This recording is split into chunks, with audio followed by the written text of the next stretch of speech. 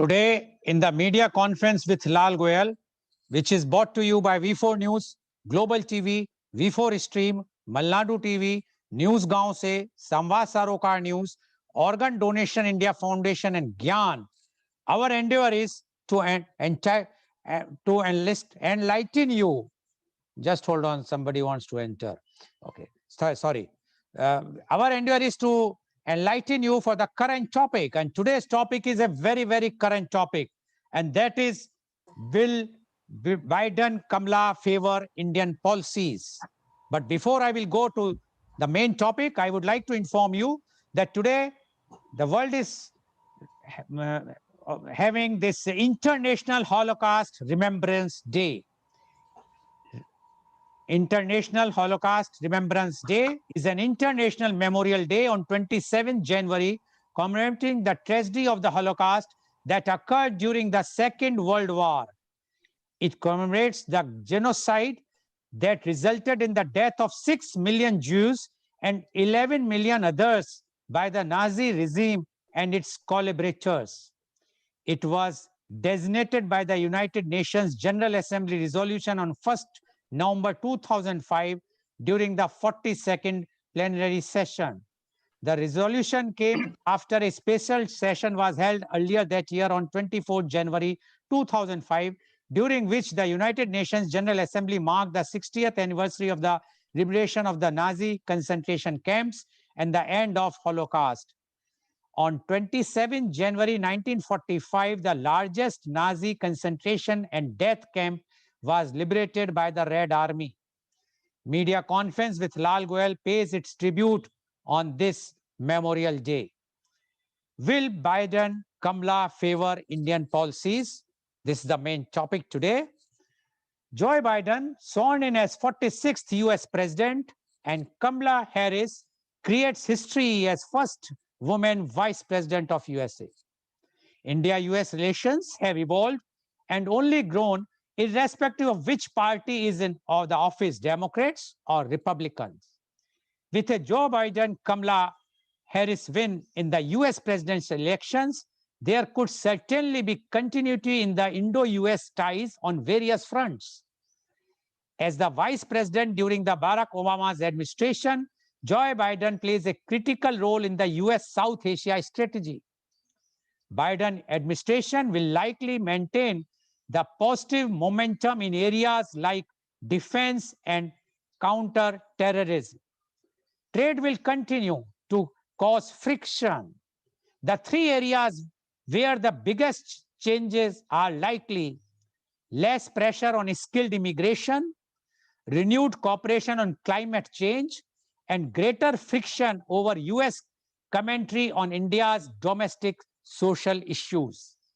The two sides will see continuum and further straightening on various fronts, particularly on the Indo-Pacific front.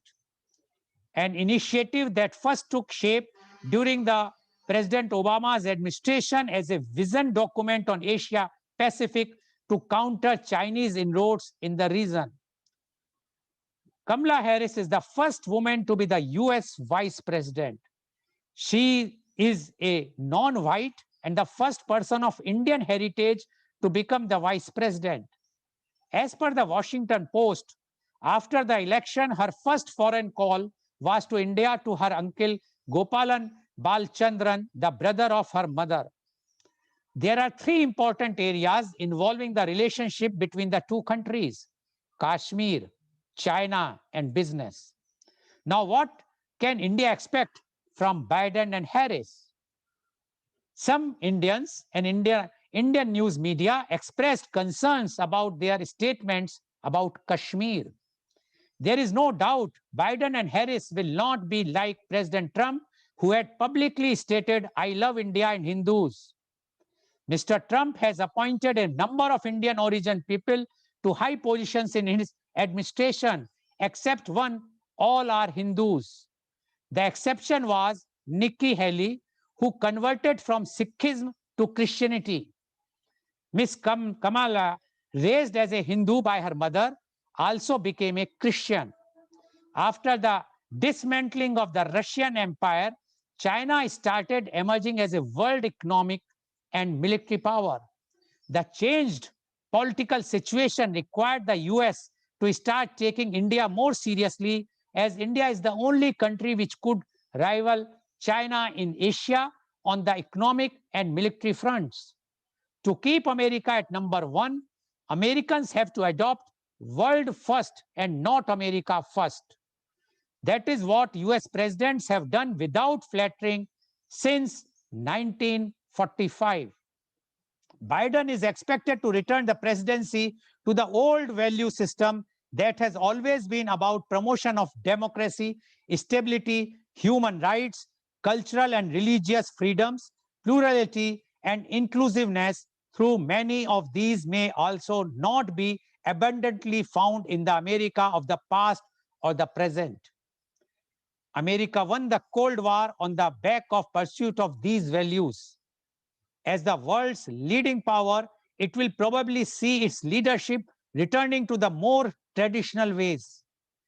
Samira Fazil, a Kashmiri origin woman, has been appointed by Mr. Joe Biden in his core team ahead of his oath-taking ceremony. Samira Fazil will be the Deputy Director of the National Economic Council, NEC, focused on manufacturing, innovation, and domestic competition. Earlier in December 2020, another Kashmir-born woman, Aisha Shah, was inducted into the President Biden's team as Partnership Manager of Digital Strategy Team of White House. The US new Vice President-elect, Kamala Harris, had pledged to intervene in the J&K dispute if the situation demands, and assured Kashmiris that they are not alone in the world. The Democratic Party represents a broad spectrum of liberalist ideologies, including classic liberalism, social democracy, progressivism, and social liberalism. Democrat presidents John F. Kennedy, Jimmy Carter, Barack Obama were having very balanced policies on Asia. Currently, the Republican Party is identified by classical liberalism, conservatism, and right-wing policies. Republican presidents Richard Nixon, George H.W. Bush, and Donald Trump were very aggressive in their policies on Asia. A little over a year, Indian Prime Minister Honorable Mr. Narendra Modi stood in front of a crowd of 50,000 people in a stadium in Houston, Texas, just as the US elections turbine was veering up. Ab ki baar, Trump Sarkar. He declared, meaning roughly this time it is Trump's turn. The phrase was an adaptation of Mr. Modi's own electoral campaign slogan. Its significance was undeniable. Mr. Modi's team would later scramble to insist that the Indian Prime Minister had not endorsed Trump ahead of the 2020 elections.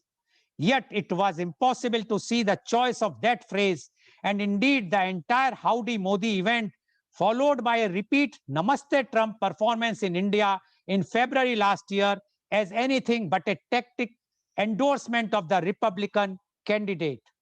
The Houston event in particular did three things: offered a reminder of how popular Mr. Modi still was among the diaspora, whose support he has always heavily quoted; reiterated the Trump-Modi connection with the US president, relying on the Indian Prime Minister to appeal for support to the small but influential Indian Americans community, and raised concerns that Modi was leaning too far towards Trump, putting at risk the bipartisan consciousness in the US that favors better ties with India.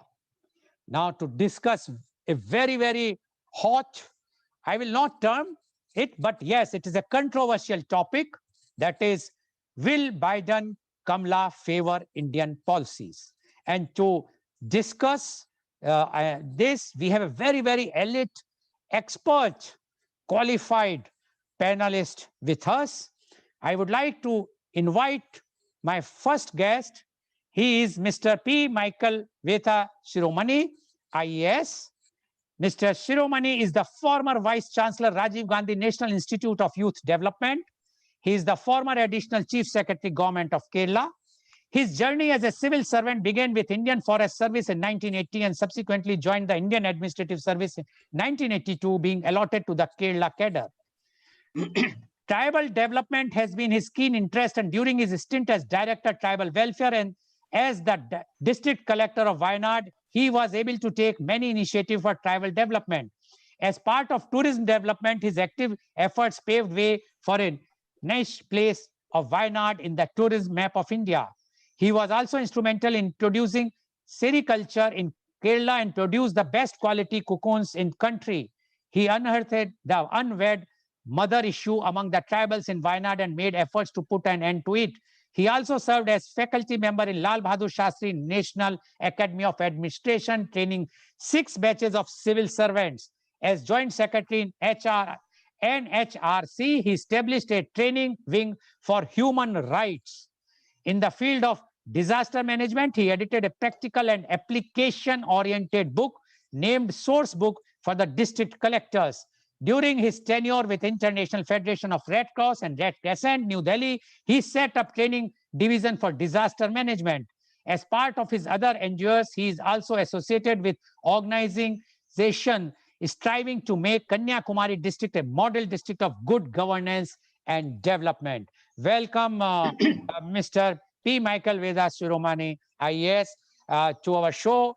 You being you were associated with National Human Rights Commission, and you have already done lots of work, and rather you have started a training wing for human rights.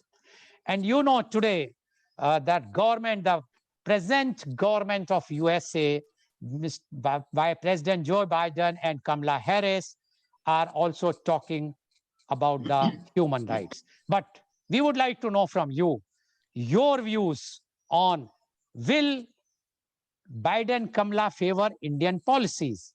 Mr. P. Michael Veta Shiromani, IAS, please. Very good morning to Dr. Lal Goel and my,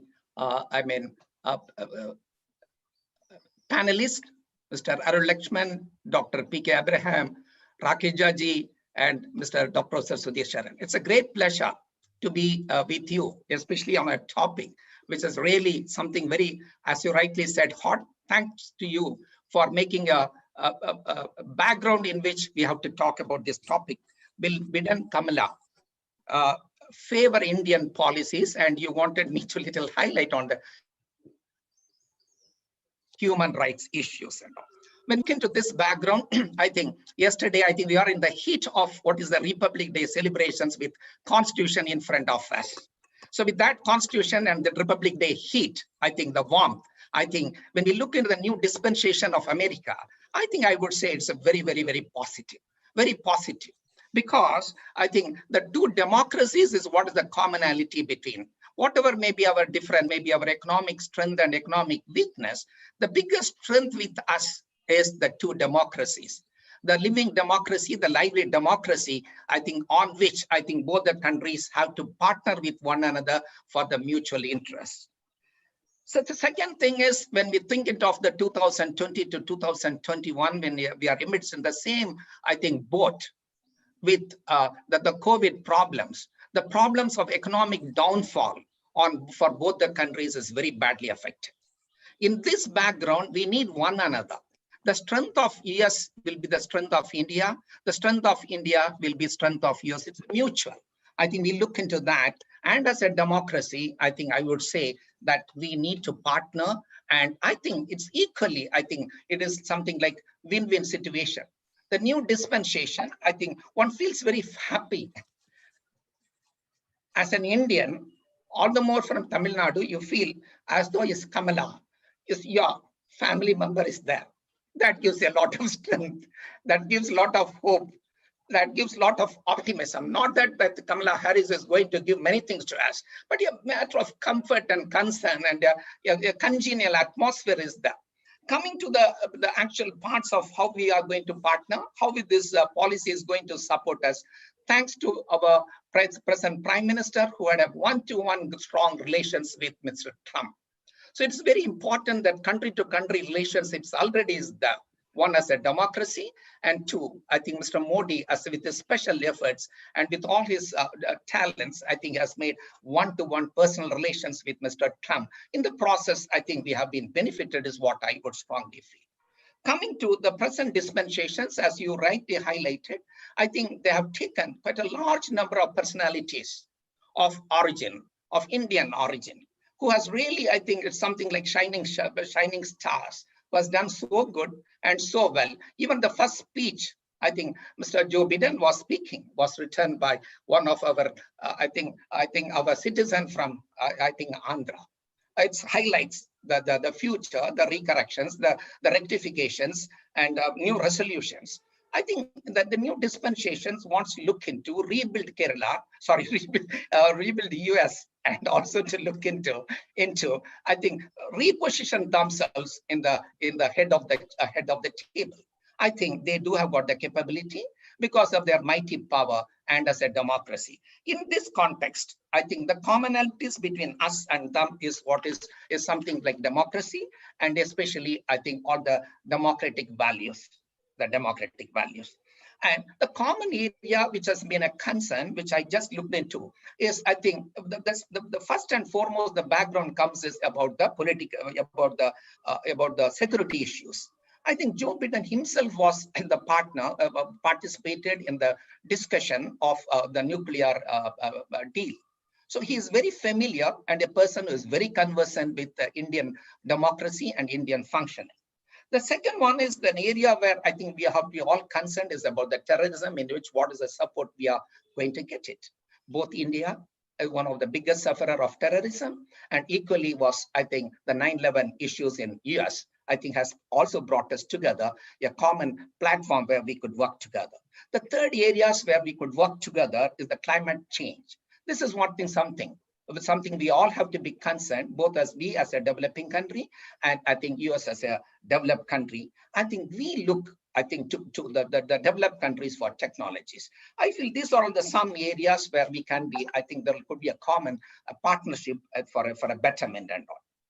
Now coming into the, I think when we take this as a stakeholders, I look into the Indian Americans. I think if I remember correct, around 40 lakh people are there, who are really the voice of, who has contributed greatly, and by virtue of their competence, they are there.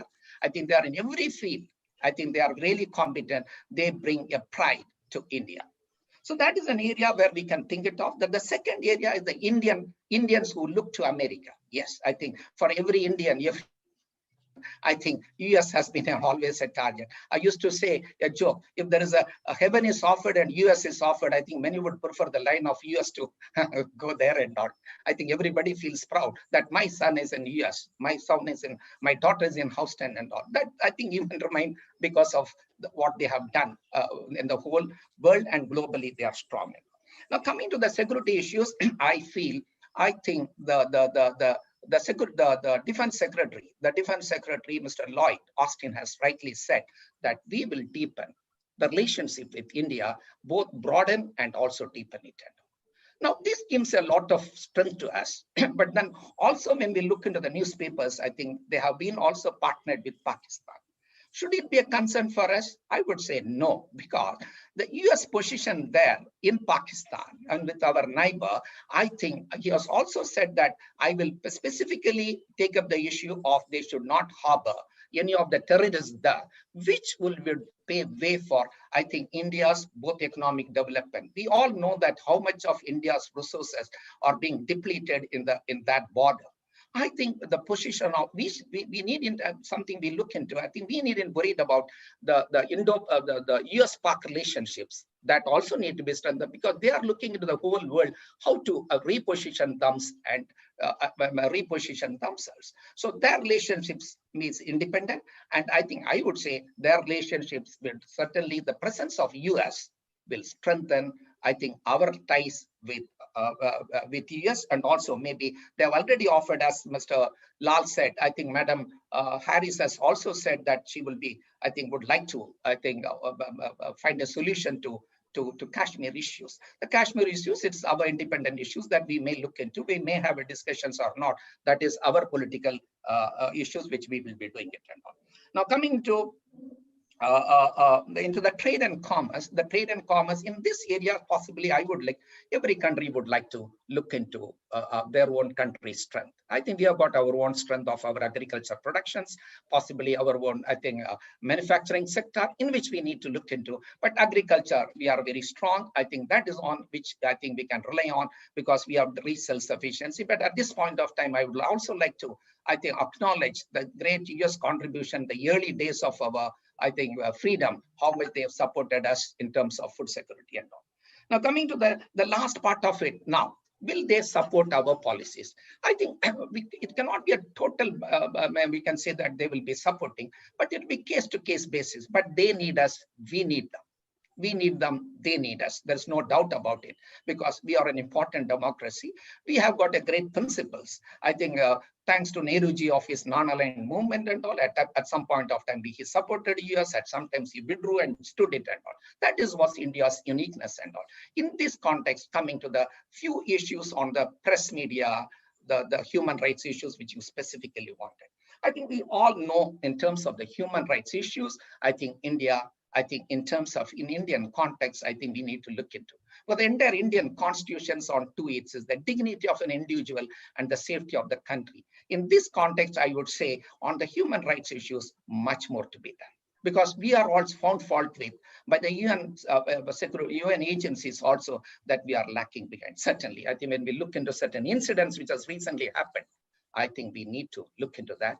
I think there's something which I think the home front, we need to correct it. Each individually, we are committed to that. I think we'll certainly in the present context, we will do it.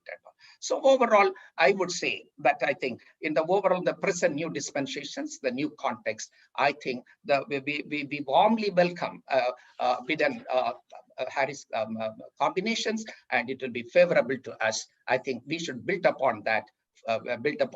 Thank you very much for this great opportunity. Would like to listen from other panelists. Thank you very much, Mr. Michael Vedasuromani, for giving such a opening remark. And he is very clear. He says, although they are going to evaluate case to case the points, but they need us, we need them. And that's why the US has no other option, and India also have no other option. Although they, and according to Mr. Shiromani, the relationship with our Honorable Prime Minister, Mr. Modi, with Mr. Trump will be a beneficial thing for their tie-ups between India and America, because it's a one-to-one relationship. And he says, because Ms. Kamala is from India and especially from Tamil Nadu, definitely she is going to, although she has made a statement about the human rights in Jammu and Kashmir, but still, definitely, she is going to see what is better for both the countries. Thank you very much, Mr. Vedasuromani, because to the paucity of the time, I will not summarize much. I would like to go to the other panelist. My next panelist, I would like to invite Dr. P.K. Ibrahim. Dr. P.K. Ibrahim is a dynamic leader with rocket speed in transforming organizations. He had transformed a media house that was almost at the verge of a breakdown back into its glorious days. Rashtriya Deepika Limited was totally reformed under his leadership during 90s. While he took leadership, the company had first Malayalam daily Deepika with 2 editions and a children's magazine and a huge balance sheet of liabilities. Dr. Ibrahim had totally expanded the company by bringing hundreds of youngsters into leadership role and creating a strategic revenue model around each of them. He had become the founder editor of largest circulated Malayalam evening daily, Rashtra Deepika, and founder editor of Krishna Kan, the first agricultural magazine in Kerala from the same media house. He had started a film magazine that had become a hit overnight. Women's magazine, career magazine, etc. were started one after the other under the same umbrella brand. Almost 20 years after later, today, Dr. Ibrahim maintains the same spirit of dynamic and strategic leadership, transforming establishments one after the other. At present, he is the CEO of True Coach Paints Kochi. Dr. Ibrahim was General Manager of Fertilizers and Chemicals, Travancore, popularly known as FACT Limited. He was Director of the famous MacFast Business School in Kerala and Dean of Xavier Institute of Management, Bengaluru. Welcome, Dr. P.K. Ibrahim, on our show. Dr. P.K. Ibrahim, you have heard what Mr. Michael has mentioned in his opening remarks. Now, we would like to know from you, will Biden-Kamala favor Indian policies? Dr. P.K. Abraham, please.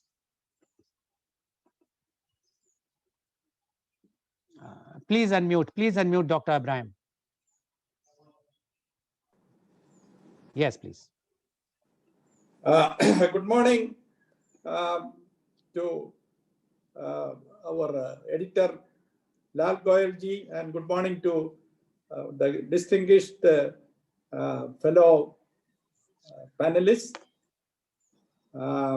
Thank you for your glorious introduction and your expectation of being dynamic. I will try to rise to the occasion, and I will be brief because as our editor has warned, we have a paucity of time, and being professors, we are prone to talk more because our job is talking to the students. Okay, we have a very interesting topic today. Mr. Trump and his follower, Mr. Biden, are poles apart. You know, Trump was highly mercurial, erratic, unpredictable, disruptive, and he will do whatever he wants to do. He doesn't care conventions or constitution or law, but he goes ahead and does. So they are poles apart in their as a president, as individuals. Their legacy will be also equally poles apart. Though they are different in many ways, and Mr. Biden is going to change most of the actions initiated and continued by Trump.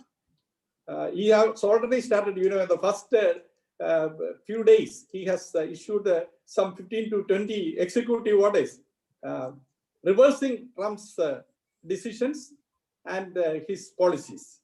But in one thing, there won't be a change, and that is US approach, US attitude towards India.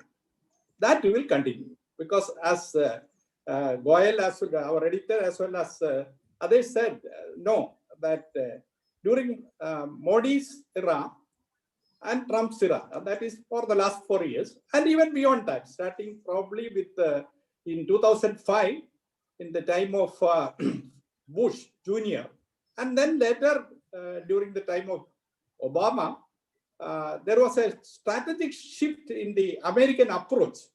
They were earlier concentrating, as you know, in Europe and Middle East, but of course, and Afghanistan.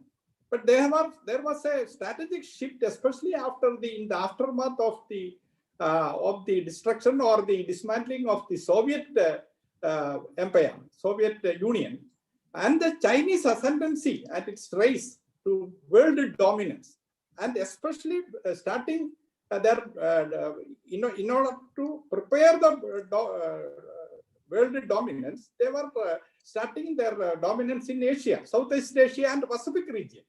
And then the strategic shift of America came, in which their Asia-Pacific policy was enunciated, and there was a strategic initiative and strategic alliance or collaboration with India.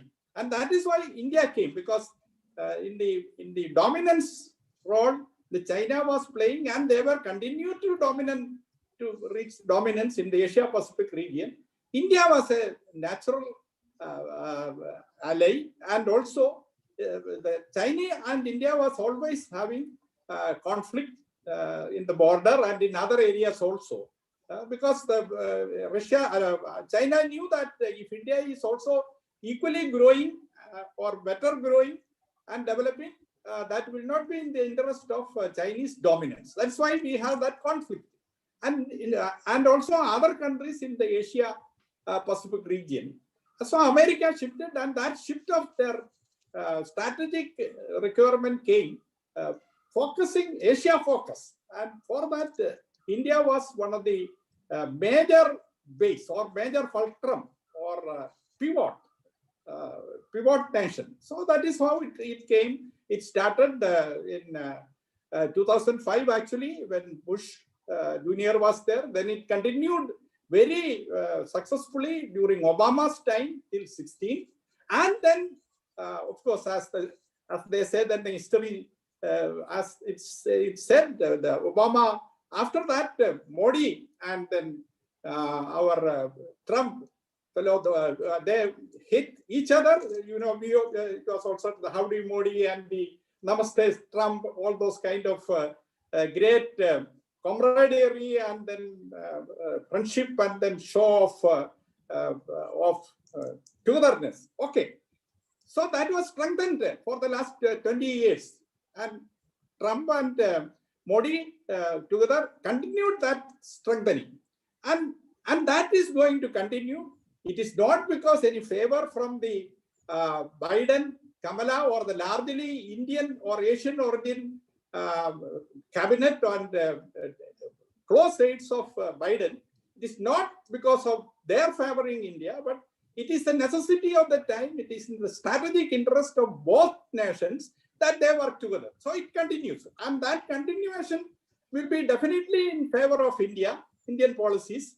And that will lead us to get better technologies, better defense equipments, better other strategic requirements of India aligned with the American support. So that is one thing, one policy, or the policy which will be continuing. Apart from this, there are other possible beneficial policies America or Biden will be taking, contrast to what Trump was doing. One is, of course, is immigration policy and his attitude to H-1B visa and also the green card. Biden will be having a better approach in all these areas, immigration, H-1B visa. Of course, H-1B visa may not be that free for everybody because America is also having a jobless problem, unemployment problem, but it will be much better. But in other areas like green card and more people are coming, that in that field, his immigration policy will be much more favorable to India than the Trump policies. Another thing is trade. Trade has been, India is our number one partner in the trade, investment, and export, service exports is the United States. Definitely it will continue. It will improve on both interests. My earlier panelist was saying that we are having a lot of strength in our economy, and we have many things to export and also to import, and especially our our services sector exports, and also agricultural, selected agricultural commodities, and imports also from United States, especially in the high technology areas, the imports, and the defense, strategic defense equipment imports. So that area we will continue as it was continued, as it was earlier. Then in the climate change, we will be benefited. The climate change, Biden will having a very progressive green energy, green technology. And also another thing is that he is going to renegotiate the Iran nuclear contract, and which will be good for us because that will give us more cheaper oil. And that is another thing where we have Biden policy affecting us in contrast to what was done by the Trump era, our Trump policies. Then another very major area in which we are having, India is having the beneficial policy outcome is the Biden's shift to an all-out war on COVID.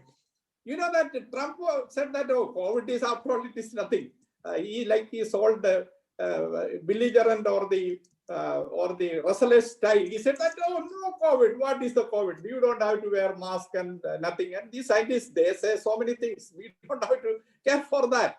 And that led to the highest death in the COVID, and it spread. But Biden rightly took it as his first priority. And he took it as on a war footing, and he said that you should wear mask, and he made it mandatory to wear mask everywhere, especially in federal properties. And vaccine, he said 100 million vaccine. 100 million is more than 1/3 of the American population. 100 million vaccines in 100 days. That is his war on COVID. So by that, the economy will be revived. Everybody before the election said that, oh, if Trump is going there, stock market will go down, the economy will go down. But it was the other way around. You can see that the stock market is, their S&P and other NASDAQ and all that is skyrocketing. Please be brief. After Biden's coming. So this economic, I will be brief, economic revival, which is now witnessing with the attack on COVID and vaccine and the vaccine spread. It will be very good for India because India has the highest capacity to produce vaccine. And when America is aligned in that line, we will have great benefit out of that. Then, of course, we have the identity in our political, social, and economic systems, and we are similar in our approach because two democracies, and in the political we are identified. The value system we have identity. We respect human dignity, human freedom, all those human values. We have identity, and also in the international terrorism and cross-border terrorist attacks and all that. We are with them because they are also a country which is having the highest threat and highest damage from international terrorism, as we were also suffering. So these are the areas. Then, of course, we will be getting our next to China. Chinese students, the next biggest number is from India, who are pursuing higher studies in America. So it will be good for, they will get more acceptability, they will get more visa and other things. So in all these matters, the Biden administration will be very progressive, very conducive, very beneficial to India. It is not because Kamala Harris and a large number of others are there, Biden's immediate deputies and immediate associates. In the Biden cabinet, we can say that except Biden, almost 90% is Asian, African, or Asian Indian origin. But it is not because of that, because please conclude. I can conclude by saying that any country in the international level, the country has no permanent enemies or permanent friends. They have only permanent interests. So in that way, the interest, most of the interests of American government or America is in line, in parallel, in consonance with the Indian interests. That's why we are sure that despite the change in American presidentship from the mercurial and erratic Trump to a very stable and balanced gentleman like Mr. Biden, certainly it will be beneficial for India. And there won't be any major change in the policy. Okay. They followed for the last 20 years, they will follow. Okay. Thank you very much, Dr. Abraham. I have to stop you here. Yes, Dr. Abraham, we have a paucity of time because we have 5 panelists today and we have to listen from everyone. And then the next round is a questions round, which is also very important. Thank you very much. I would not like to now summarize what Dr. Abraham said, but he is also of the same view that whatsoever is done, whatsoever the relationship between Mr. Trump and Mr. Modi, but now Mr. Biden and Kamala relationship with India has to be there because there is no way out. So thank you very much, Dr. Abraham, for giving your views. Now I would like to move to my next panelist. I request all my panelists to be not more exceed the time of 10 minutes. The next panelist is Professor Dr. Sudhir Saran. He is the former visiting professor IIM Lucknow and University of Texas at Dallas, USA. He is the director of Aldo Private Limited, New Delhi. He has done his MBA from IIM Ahmedabad in 1980. He did PhD in 1986.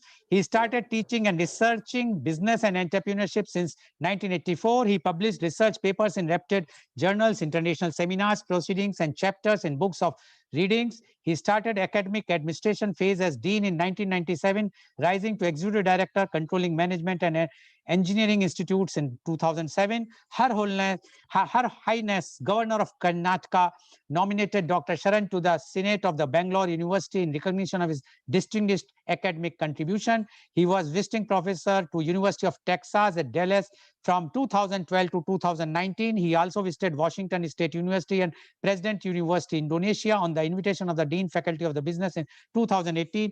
He innovated and implemented a unique model to double the turnover with existing infrastructure in one accounting year. He is co-promoter of Institute of Family Business Management Society. He is honorary director of NCR Delhi-based high-tech B2B digital startup. He is also co-founder of OWGI Foundation, which promotes social entrepreneurship ventures. Welcome, Professor Dr.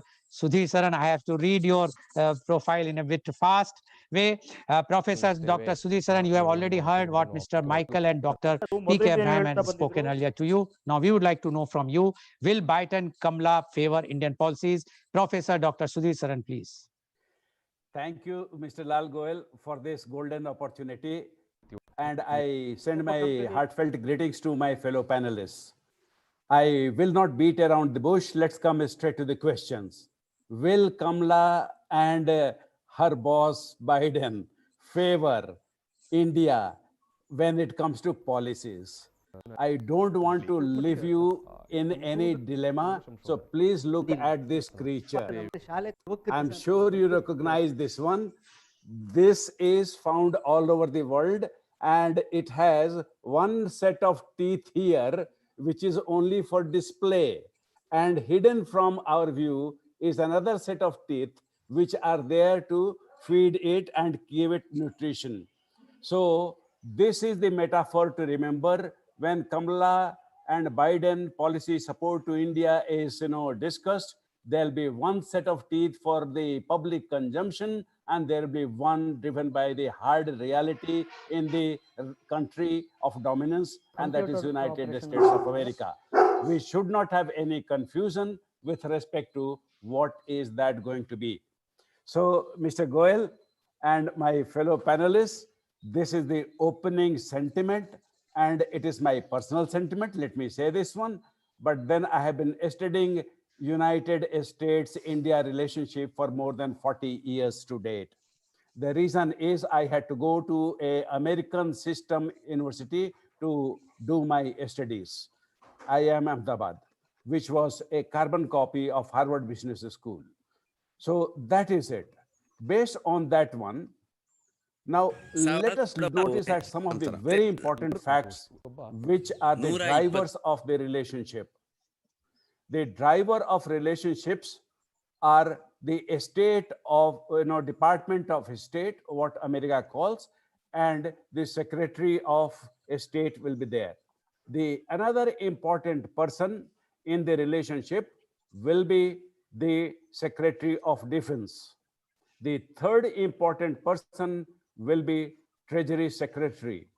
And of course, the core of the global finance is controlled by Governor of RBI in India, and they have Chairman of Federal Reserve Bank. These are the individuals to keep an eye on. The other two things which we have to see is the 30 bilateral working groups have been constituted in the recent past. These 30 bilateral working groups are spanning all the 5 important areas: terrorism, space, health, then high tech, and of course energy or climate. These two are intertwined. Clean energy, clean climate, and that is it. I'm mentioning this because we want to understand how much latitude does Biden-Harris government has, and how much latitude our own government has in terms of maintaining the relationship and changing the relationships. Mr. Goel, we have plenty of room to play when it comes to cultural factors, because of the one good thing which has happened over the last 7 decades. Today, America has 40 lakh Indian American diaspora. This is the one which you've been talking about. Modi went there and got a royal reception. Trump was trying to get this one, and he lost it. He lost it, and after January 6, I think he has become extremely untouchable for the Indian diaspora, because those Indians left India precisely because they wanted more of democracy, not less of democracy. Those who wanted less of democracy went to European countries like Germany or England for making their future. I hope you are understanding these cultural points. I hope I'm making some sense here. Then US Secretaries of State and Defense with the Indian counterpart sat down 2 years ago, and they said, we reaffirm India's status as a major defense partner. I do not think Biden and Harris are going to make even 1 millimeter of change in this position. This is going to be plank of our relationship. We are going to be major defense partner, and more so in the years to come if China maintains its aggressive stance in this part of the country, in this part of the region. Then second thing is, I will keep to my time. Perhaps I'll create some more time for you. So the second important thing is, look at 2019 total number of $149 billion. $149 billion was our trade between the two countries. Now, that is not a big chunk for USA, which is a $20 trillion economy. But then what is important is politically sensitive topic of how much of American crude did we import. So America managed to sell us $48.2 billion worth of crude, whereas just a year ago, it was only 9 billion. So if this moves on, we also become a major economic favored partner for America, not only defense partner for controlling terrorism. Then finally, US supports India's emergence as leading global power. This is very important. Both Biden and Kamala are going to support us in this one because they think it is to their advantage to let India emerge as a leading global power and vital partner in efforts to ensure that Indo-Pacific region is a region of peace, stability, and growing prosperity. So you see, the 4 billion Indian American diaspora, the major defense partnership, the emerging favor for crude oil, and all the cultural things between the two countries, I think these are going to shape and control the direction of the relationship. Now, if we are sentimental about Kamala being from South India, we have good reason to be, because they have a lot of soft corner and political mindless to gain by favoring India and Indians. They get to show that we are truly democratic and we believe in rights and we believe in equality, the fundamental values which they want that they be leaders in the world to propagate, maintain, sustain, and encourage. So these are the planks. I hope I was clear to you. I again conclude by showing you this animal. Don't forget that at policy level and a statement level, this will be for only display. The actual ones are hidden from sight. Thank you very much. Thank you very much, Professor Dr. Sudhir Saran. You are showing the symbol of Republican Party very clearly. It means still you have the ugly bar Trump Sarkar in mind, because the elephant is the symbol of Republican Party in USA. In India, it is a Bahujan Party led by Mayawati. So I am sure that by showing this, you are not again promoting that the Republican Party should take over. Now, allow me to just make one comment here. To me, I am a biologist, so this is just an animal. I am not a political animal. Thank you very much, Yes, Doctor. yes. Thank you very much, Professor Dr. Saran. But because the discussion is not on biology today, we are discussing the political issues and the policies. But yes, you have made a very, very clear point. And what Dr. Saran has mentioned is because of the compulsion which USA is having, whether it's a cultural or financial or defense or because of the China, the US have no other option to support Indian policies. This is the crux of his views, whatsoever he has mentioned. And he says very clearly that Indians who were supporting before 6th of January to Trump switched over because of one violence. Although I disagree, but that is my view. That is not I cannot criticize. Unlike the other TV channels, media channels, I cannot shout on you. I cannot shut your mouth close, or I will not say, no, my views are the views, your views are not the views. But yes, this is the view what he said, and he's very clear saying that India, America relationship will develop further. Whatsoever things are there, emotional things are different, but otherwise on the reality, the things will improve. Thank you very much, Professor Dr. Suji Saran, and a special thanks for giving me the time to say something lightly also. Now, I would like to go to my next guest, and he is Mr. Arun Lakshman. Mr. Arun Lakshman is the Director of Center for Policy and Development Studies, a think tank based out of Chennai and Thiruvananthapuram, focusing on social, economic, political, and strategic studies.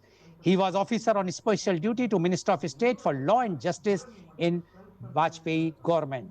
He is a freelance journalist and was former Kerala resident editor of the Pioneer. He worked with the New Indian Express as well as with Sea Voter opinion poll agency Rediff.com. Welcome, Mr. Arun Lakshman, to our show.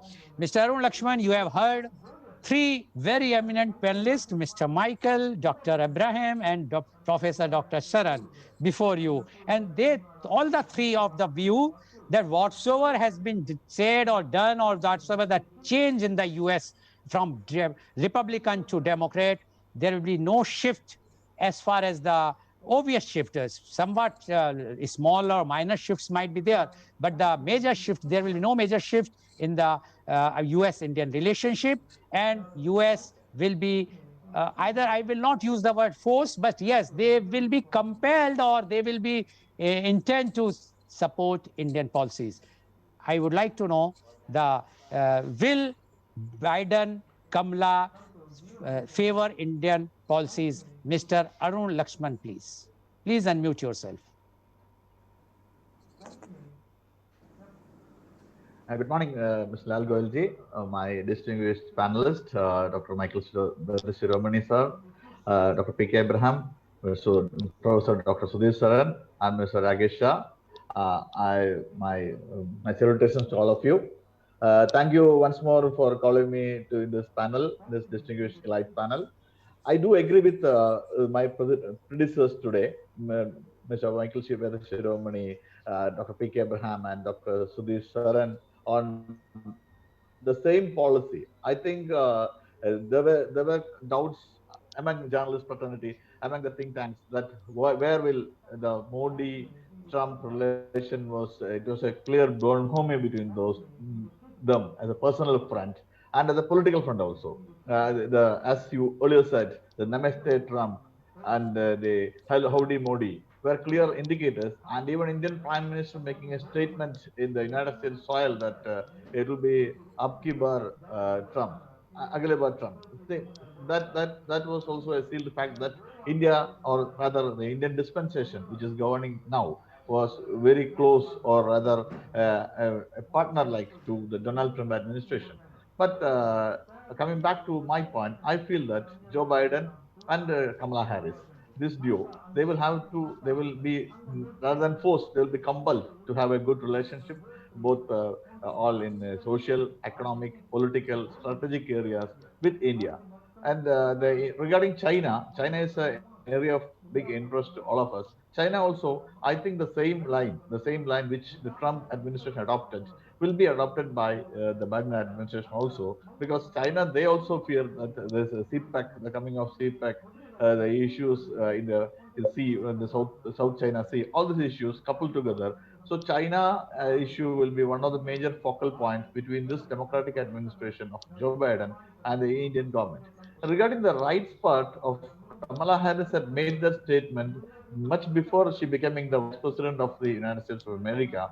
I think they will mellow down on that tone and tenure regarding the Kashmir issue also. Of course, they will be more proactive rather than the Trump administration regarding the rights part or intervening or commenting on this.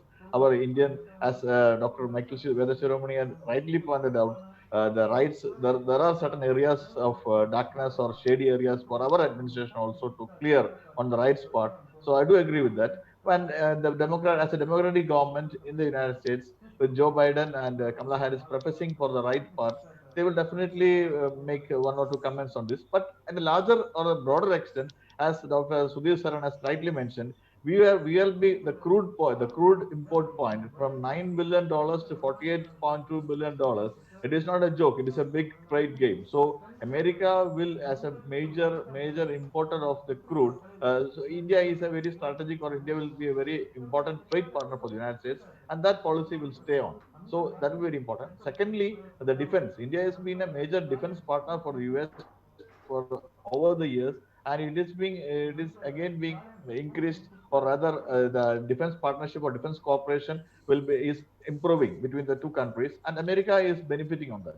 And as Dr. P.K. Abraham said, the H-1B visa part, the immigration part, Biden will be more open, or the Biden administration will be more helpful to us and our students, the second largest diaspora of Indian students after China. So this in this part, India will be much more favorable by Biden administration rather than the Trump administration. There were some issues regarding H-1B. Trump has openly commented on that, and all those stuff. That will not happen.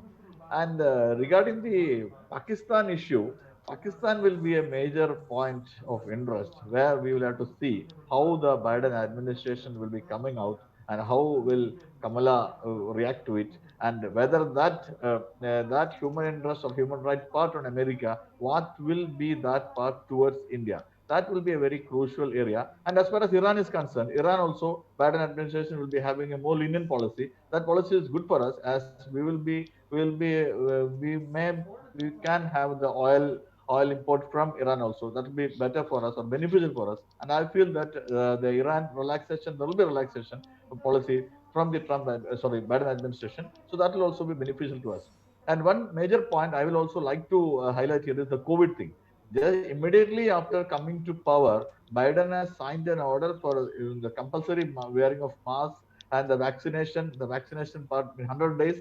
100 that's very important. As Dr. Abraham said, we will be a beneficial country for that, because we have a major vaccination. We are turning into a major vaccination manufacturing hub, so that will be very important. And the American economy will also surge ahead because of these proactive interest or proactive measures taken by the Biden administration as far as the COVID is taken care of. That the deaths reported in United States because of Trump, certain measures taken by the President Trump. He was undermining the scientific community, openly stating that there is no problem, there is no point in wearing mask and all those things. That reversal of that point, that thing, and bringing up the COVID, a major fight against COVID, it will be good for the American economy, and we can see it in the world stock markets booming like anything. The Nasdaq has come up, the S&P has come up. Indian stock markets have all the same impact. So I feel that the measures taken by Joe Biden the first week of his administration, it will be beneficial to the world at large. And regarding the Paris Climate Accord, Biden will, as an environmental supporter and Democratic Party's policies, they will be in accordance with the Paris Accord, and that will also be very clean energy, green energy. That will be very beneficial to India also. So I think in that part also, they will have to. We will be in a cooperative.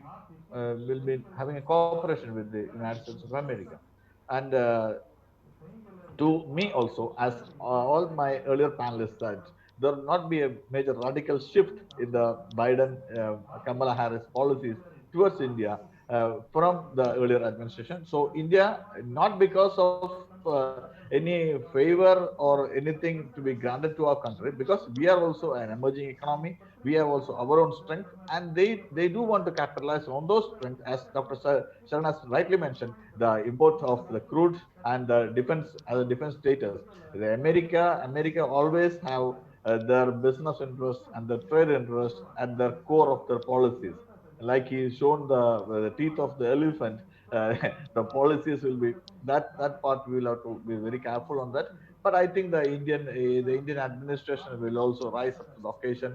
And my only concern is the Pakistan policy. And I have one plus point of Donald Trump. He was the only US president who didn't send the troops across. He didn't send troops across the globe. He never used the troops, and maybe that was America first policy. He didn't want the American troops or American soldiers to die outside of America. So that point, and I think the Joe Biden administration with Kamala Harris as his deputy will be having a very good relationship with India. Okay, thank you very much, Mr. Arun Lakshman. And Mr. Arun Lakshman also agrees with all earlier panelists that there will be no radical change or the shift of the policy because of the many reasons. And the foremost reason is the trade, because India is very powerful consumer. Otherwise, if we will say the word is a consumer, India is a consumer, and US always goes for their benefit. They are like a business person. If they seize the profit and they feel that India is the market where they can sell their products, whether it's in form of whether it's oil or whether it's in the defense equipments, even in the education front. So they will not try to change the policies. And he insisted about the COVID thing. Yes, they have made it compulsory, but the unfortunate part in India is we have lots of vaccine, but the willingness from that fraternity who are supposed to take the vaccine is very, very less. And this is not a good sign for us. I personally feel that at least the medical fraternity should come forward, take the vaccination. Otherwise, government should allow all the next phase, like senior citizens like us, to go ahead and take the vaccine if the medical fraternity is afraid of taking the vaccination. But that is the separate issue which we will discuss afterwards. Yes, Mr. Lakshman, you want to say something? No, I just want to say one thing, that the Prime Minister has told that in the second stage, the PM and all the chief ministers will take the vaccine. Yeah, that's more popular. Yeah, the public that's true. The apprehension of the public will go. But why even in Kerala, I can tell you, even in our state, Kerala, I was meeting the health minister the other day. She told me there is a reluctance on the part of a certain section of the medical fraternity to take the vaccine. It is there. It is everywhere. Okay, so we will discuss. I'm keeping this topic of role of youth in vaccination on Monday, the coming Monday, on the 1st of February. Thank you very much, Mr. Lakshman. Now I invite my next panelist, and he's Mr. Rakesh Kumar Jha. Mr. Rakesh Kumar Jha is the civil services coach. He is the managing director of Discourse Academy, Delhi. He motivates and gives interviews, guidance to UPSC aspirants. He is visiting faculty of political science, general studies, and English language at different reputed institutes. He is doing talk shows for All India Radio, Akashvani, New Delhi. He is called upon by various media organizations to participate as an expert for their live shows on various national and international issues. He conducted and moderated several seminars, including National Seminar in the World Book Fair 2016, New Delhi, by National Book Trust, Government of India. He has published several books and written articles in reputed publications. He is co-author of India-Mauritius Bilateral Relationship Recent Initiative. Welcome, Mr. Rakesh Kumar Jha, on our show. You have already heard all the earlier 4 panelists have given a clean chit to the Biden-Kamala administration, and they feel that the Biden-Kamala administration is going to support India as earlier Trump administration was supporting. Now, we would like to know from you, will Biden-Kamala favor Indian policies? Mr. Rakesh Kumar Jha, please. Yeah, good morning to everyone, and namaskar. You see, everyone has spoken a lot of stuff on all these things. But as a student of political science from Delhi University, when I studied 20 years back, and my teachers, Professor Mahendra Kumar, he was international expert. Then B.N. Khanna, he has himself written a book, which books are being studied by the UPSC students also. Then some of the teachers from JNU also. What they taught as students, what I recall that the foreign policy is to just to have the national interest, the fulfillment of the national interest is the main thing. What Professor Sudhir Saran has shown, the elephant, and that's the we Indians are much more emotional kinds of and cultural kinds of things that okay some has become vice president and something and all these things, especially particularly as far as Indo-US relation is concerned. I can go back to NAM movement, what Michael sir had also suggested that when India had taken the birth as a nation, in those days also, it has a dilemma of the statesman that to whom we have to go. Rather to think that as a nation, what we can do, why not the people and the other country will come to us, rather we can think of that what is happening in Europe and in America. It has been the general trend for the intelligentsia, intellectuals, think tanks, and even the professors, teachers, and the questions are coming in the UPSC also, and even in this has been the trend. It has been the trend for the long since 1947 and up to now. So what is the point that we Indians should also think, introspect ourselves that okay, like US is undoubtedly it's a superpower and undoubtedly it has got a lot of things to share with the world community, but not at the stake of their own national interest. All the panelists have already said all these things. The second thing, what makes national interest? What makes the simple thing, the the education is there, the trade is there, economic policies are there, economic diplomacies are there, national interests are there, political diplomacy, and all these things are rooted through the economic diplomacy. Economic diplomacy after Cold War, particularly NAM and Cold War and dismantling of US, what has happened? Sorry, USSR, what has happened that most of the things are coming to the Indians because we are having much more population than even the middle class population, more than 32 million and all these things. So this is a real thing. And all policies, if I look at the political administration inherited since the Bill Clinton times, it has been that no, India is a huge market. Undoubtedly, India is a huge market, and that's why all the US administration have been thinking on that particular line that we have to go. As you know, Arun sir has given the data also, and Sudhir Saran sir, and that how it has risen, and that's why when Donald Trump had come to Gujarat, he told Modi that the Modi is a tough negotiator. Modi is a tough negotiator. And even if you look at 123 agreement, what had happened then? That no, at any cost, we have to go for. And all the media things have manipulated everything. So ultimately, the economic policies are the main benchmark for anything. And all these things are the superficial things. And definitely, as a senator, when Biden had come long time back, also he was the first US vice president who visited to India.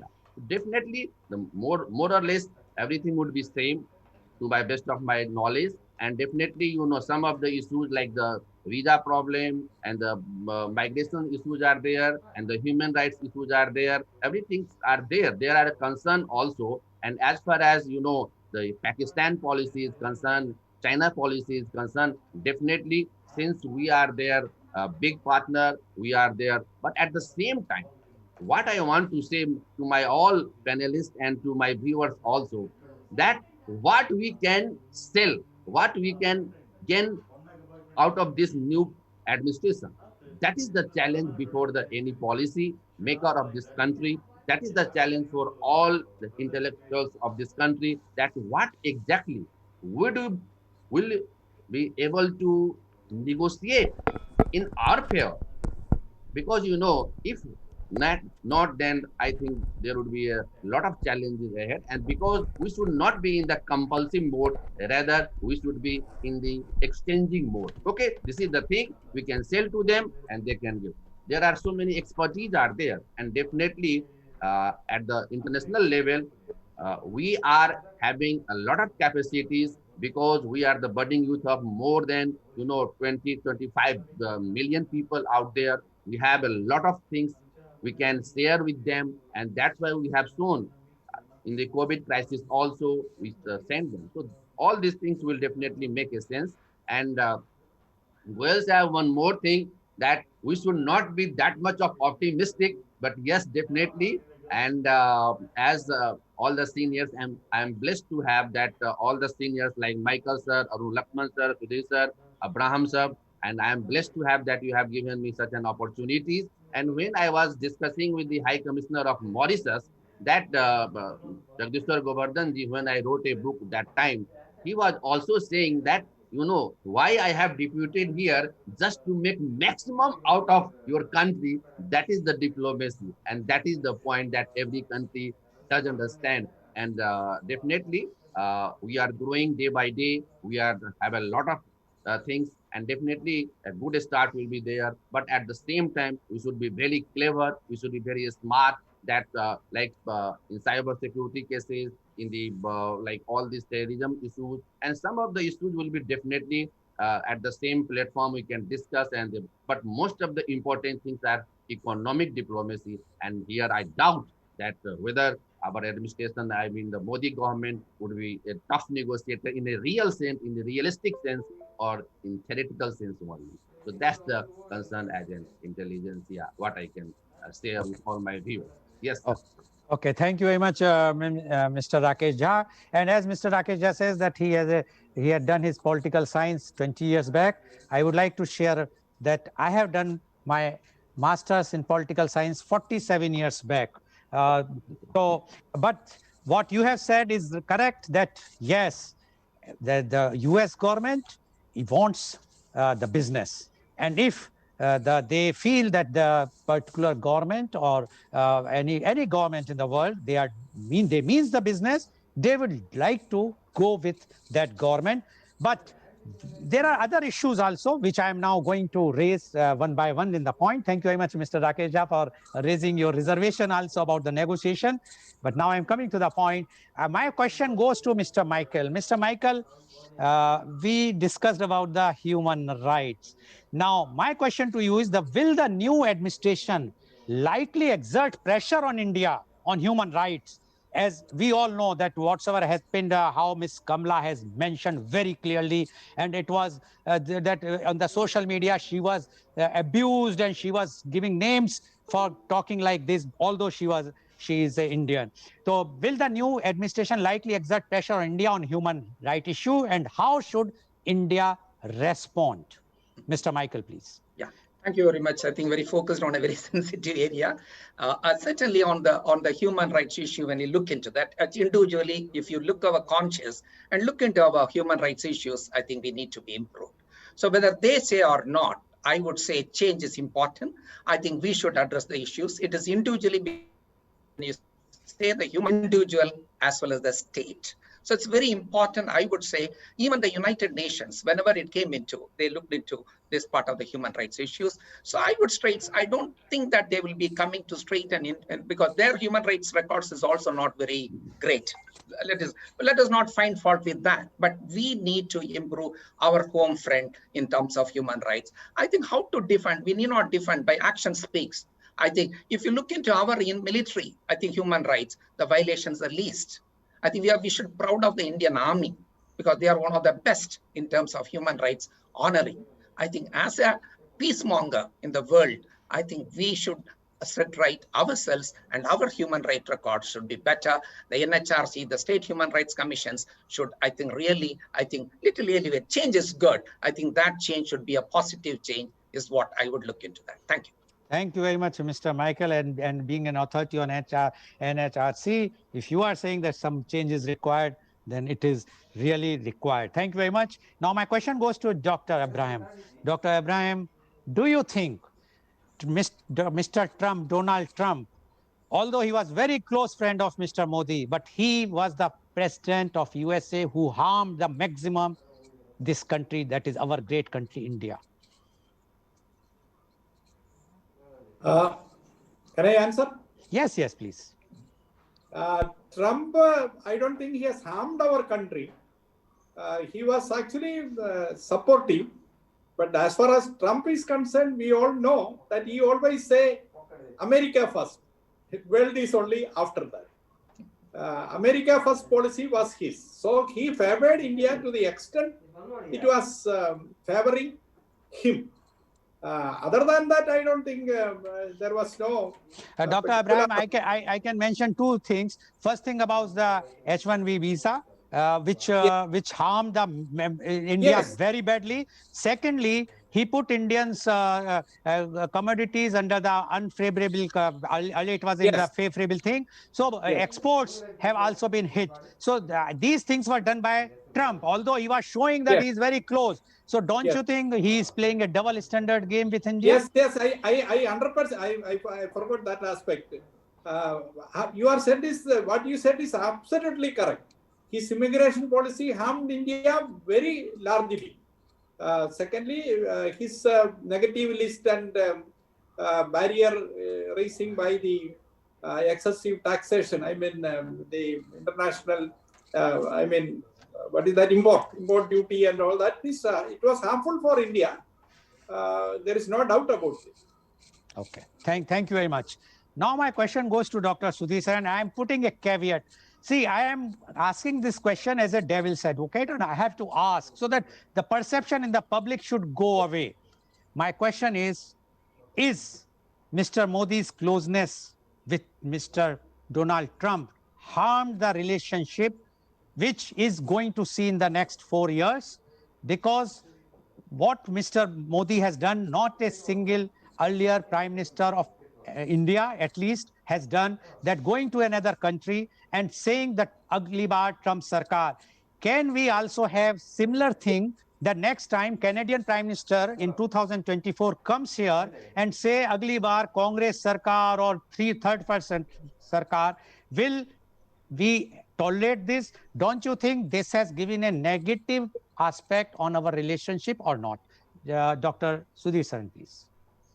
So before I answer the question, I want to share a personal news. Here is the laddu ka dabba. And this is because today my son tells, who married an American girl, that they are going to be parents. So I'm becoming a grandfather.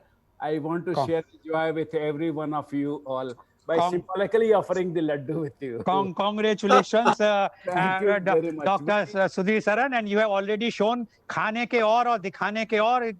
So you are going to show us the laddu, and you are just showing us. Fine, no problem. This is because of coronavirus. Yes. Okay.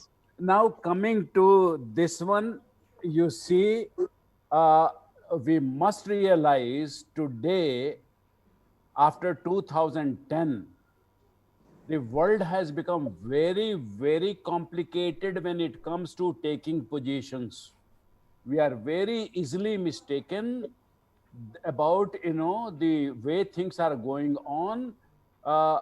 And I will, very much tell that the diplomacy of the old kind is going to be the savior and going to be once back in circulation again.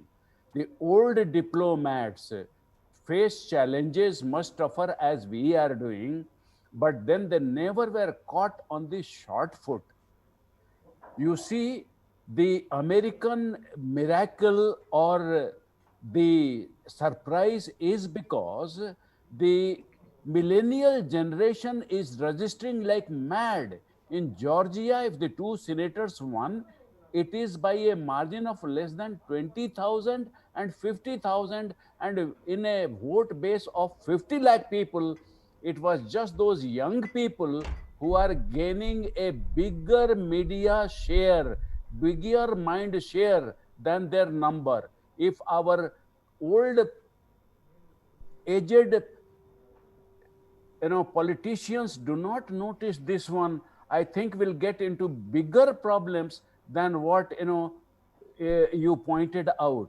Surely we are exposing ourselves by precedences, by saying that we are favoring one person for a president position, And you are very right. Every other country now gets a license to come back to India and support any party of their preference who toes their line and their policies.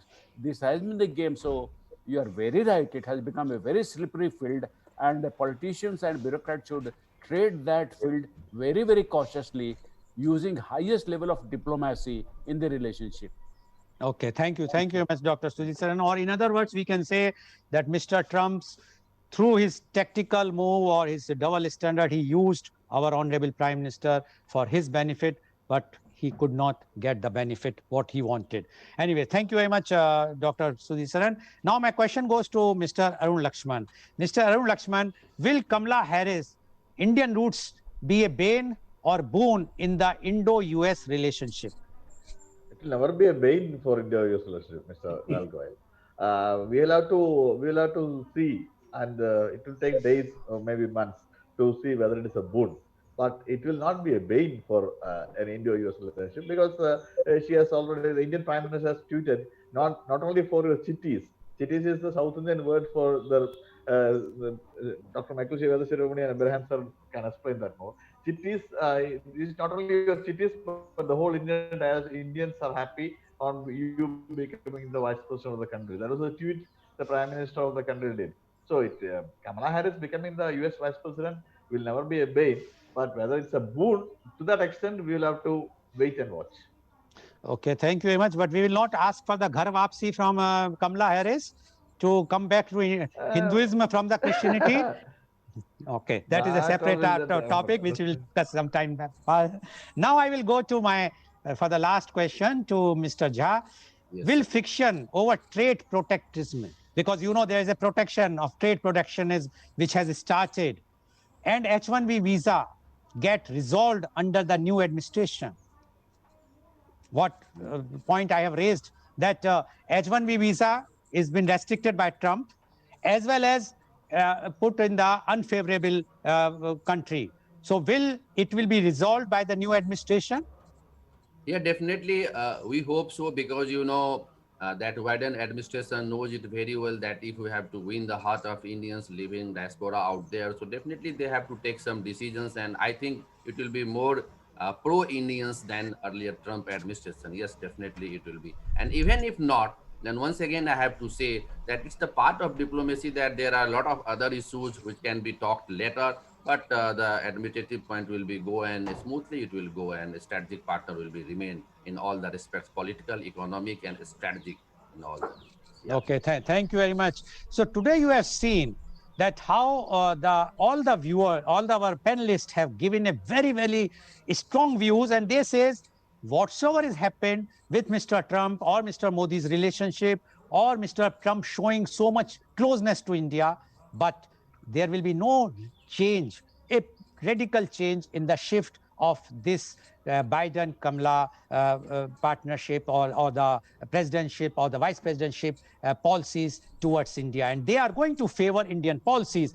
Rather, they have also, our panelist has also extended that it might be that it will be more favorable than Mr. Trump, because it has been admitted that what Mr. Trump has done, he was showing, as our one of the panelists has shown the figure of elephant, that he was showing the teeth which are showing very favorable to India, but for internally he was harming India, and he has harmed India in a very, very big way because of the H-1B visa, because of the unfavorable country import or the exports as concerned. So I am sure that this new administration of Joe Biden and Kamala Harris are going to go back to Obama time, when they will be having a balanced position for our policies, and which are required very badly as present time. Thank you very much for joining us. And today's program has been live telecasted by V4 News, Global TV, V4 Stream, Malandu TV, News Gaon Se, Samvad Sarokar News, as well as it was shown live on Facebook and YouTube.